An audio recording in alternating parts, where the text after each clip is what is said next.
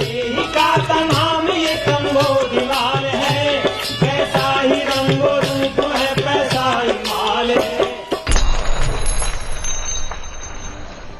Premium चाय company Girnar को खरीदने के लिए कई दिग्गज कंपनियां सामने आ सकते हैं। रिपोर्ट्स की माने तो टाटा कंज्यूमर या हिंदुस्तान लीवर में से कोई एक कंपनी गिरनार को खरीद सकती है और इसको लेकर होने वाली डील के लिए शुरुआती बातचीत शुरू हो चुकी है।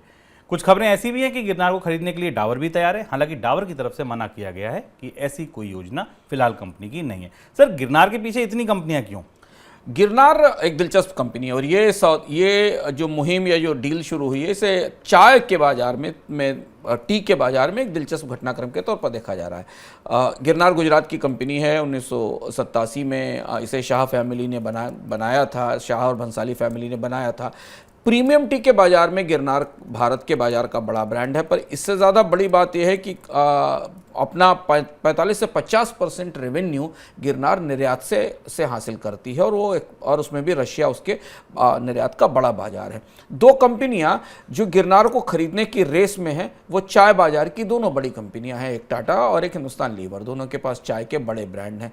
टाटा टी बाजार की बड़ी कंपनी है और इसी तरह से हिंदुस्तान लीवर के पास भी चाय के बड़े ब्रांड हैं। ये दोनों कंपनियों के लिए अंतर्राष्ट्रीय बाजार में प्रतिस्पर्धा की दृष्टि से निर्यात के बाजार में प्रवेश के लिए गिरनार का अधिग्रहण फायदे का सौदा हो सकता है, क्योंकि ये कंपनियां अभी तक पूरी तरह घरेलू बाजार पर केंद्रित है। निर्यात भी होती है चाय, लेकिन ज़्यादा बड़ी मात्रा में इनका बाजार भारत में है। दूसरी चीज़ ये कि चाय एक ऐसा कारोबार है जो लगातार बढ़ता रहता है। चाय की कंपनियों के पास पीछे से आपूर्ति का एक बड़ा नेटवर्क होता है टी स्टेट्स के जरिए। गिरनार के पास वो भी है। हालांकि गिरनार कोई नुकसान या घाटे वाली कंपनी नहीं। गिरनार के आंकड़े बताते हैं 2021 में गिरनार का रेवेन्यू करीब 380 करोड़ रुपए था और जो प्रॉफिट आफ्टर टैक्स था, पीएटी था, वो करीब 22 करोड़ रुपए के आसपास था।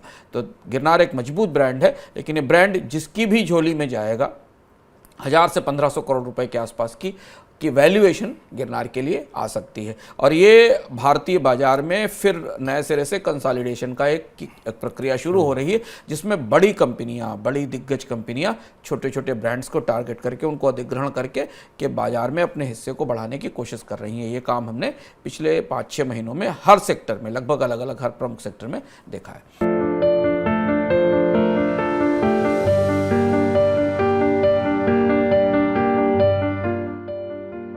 આવા જ ઇન્ટરેસ્ટિંગ વિડીયો જોવા માટે આપ મની9 ગુજરાતીની YouTube ચેનલને સબસ્ક્રાઇબ કરી શકો છો। સાથે જ રેડ આઇકન બટન દબાવજો। એટલું જ નહીં, મની9 ગુજરાતીના Facebook પેજને પણ આપ લાઈક કરી શકો છો અને Twitter અને Instagram આ બંનેને ફોલો કરવાનું ના ભૂલતા, કારણ કે સમજ છે તો સહજ છે।